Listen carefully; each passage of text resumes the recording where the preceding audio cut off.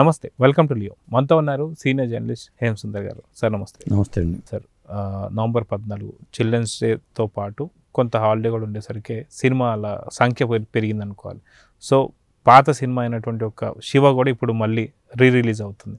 దీంతో పాటు ఏ సినిమాలు ఉన్నాయి, ఏ సినిమాలు హిట్ ఖాతాలోకి వెళ్తున్నాయి, ఏ సినిమాలు చెప్పబడ్డాయి అంటే ఏం చెప్తారు? అంటే ఇవాళ ఒక 5-6 సినిమాలు అయితే రిలీజ్ అయినాయి. దాంట్లో పేరున్న సినిమా పెద్ద హీరో సినిమా అనుకుంటే కాంతా ఒకటి ఉంది. ఎందుకంటే దుల్కర్ సల్మాన్ ఉన్నాడు, రాణా ఉన్నాడు, కాబట్టి సముద్రకని ఉన్నాడు. ప్యాడింగ్ ఆర్టిస్ట్ పరంగా చూసుకున్న కాంతాకి మంచి క్రేజ్గా రిలీజ్ అయింది. ఇక శివ రిలీజ్ అనేది అది క్రేజీ ప్రాజెక్టు. మరి రామ్ గోపాల్ వర్మ సినిమా, దీనికి మంచి పబ్లిసిటీ దొరికింది. ఓపెనింగ్స్ కూడా బాగా వచ్చినాయి.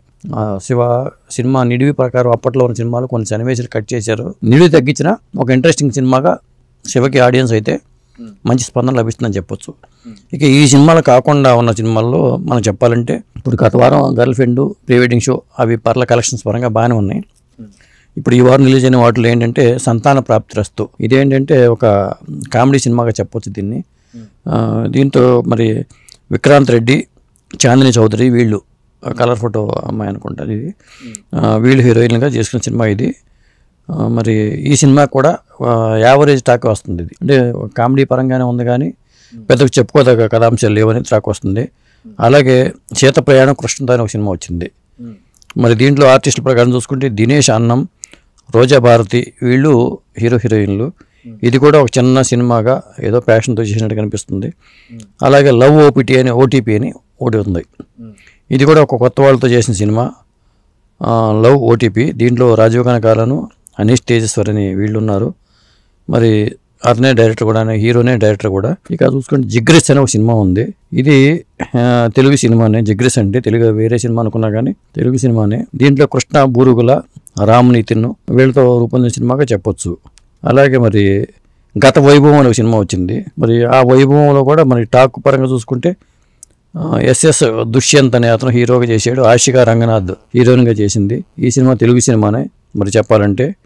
ఇదొకటి రిలీజ్ అయింది. ఇక చూసుకుంటే సీమంతం, ఈ సినిమా అయితే నేను చూసిన సినిమానే. ఇది ఏంటంటే ఒక మర్డర్ మిస్టరీ సినిమా, మలయాళ తరహా కథాంశం. వజ్రయోగి హీరోగా, శ్రేయా భారతి హీరోయిన్గా, అనిల్ లింగంపల్లి విలన్ పాత్రధారులు చేసిన సినిమా. సుధాకర్ పని డైరెక్టరు. ఇదేంటంటే ఒక మర్డర్ మిస్టరీ సినిమా. సీమంతం చేసి అమ్మాయిని చంపిస్తే హత్య ఎవరు చేశారు ఏంటి అనేది ఇందులో ట్విస్టు. ఇది కొద్దిగా మర్డర్ మిస్టరీ చూసే వాళ్ళకి నచ్చుతుంది. అలాగే రోలుగుంట సూర్య అని ఒక సినిమా ఉంది.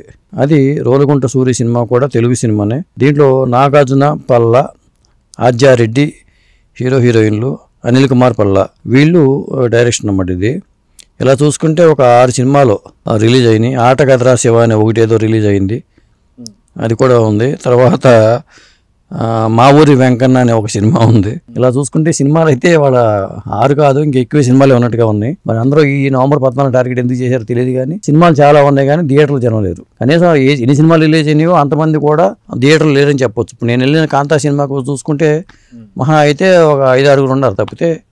మరి పెద్ద హీరో సినిమానే. మరి అలాంటప్పుడు చిన్న హీరో సినిమాలకు ఎంతమంది ఉంటారు, అది పరిస్థితి. సో ఈ వారం ఫ్రైడే కంప్లీట్గా డ్రై డే అనుకోవచ్చు అంటారా? ఖచ్చితంగా డ్రై డే అని అనుకోవాలి.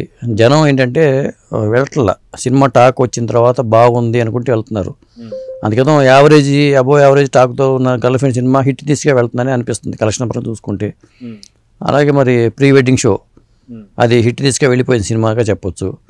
ఇక ఈ వారంలో శివ చూస్తారా లేకపోతే కాంతా చూస్తారా అనేది చూడాలి. సో చూద్దాం సార్. మొత్తానికి ఈ ఫ్రైడే మాత్రం పూర్తి డ్రై డేగా అయితే మిగిలిపోయింది. సో చూద్దాం నెక్స్ట్ వీక్ ఎలా ఉండబోతుందో. నమస్తే. నమస్తే అండి.